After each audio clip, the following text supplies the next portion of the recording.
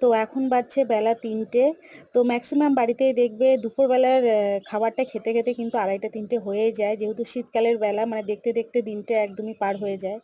তো আজকে আমাদের দুপুরের মেনুতে আছে গরম গরম ভাত, আর আছে মেথি শাক আলু দিয়ে বেগুন দিয়ে টমেটো দিয়ে একদম মাখা মাখা, তার সাথে গরম গরম বেগুন ভাজা। শীতকালে মানেই কিন্তু যেসব আর কি বড় বড় বেগুন পাওয়া যায়, তো বড় বড় বেগুন ভাজা বা বেগুন পোড়া বলো, খেতে হেভি লাগে, দারুণ লাগে আর কি, আমাদের বাড়ির সবাই খুব পছন্দ করে।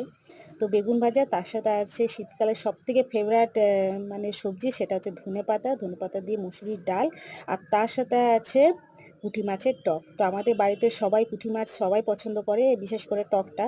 তো তোমাদের কাদের কাদের পুঁটি মাছের টক পছন্দ বা ফেভারিট, তোমরা কিন্তু অবশ্যই কমেন্টে জানিও।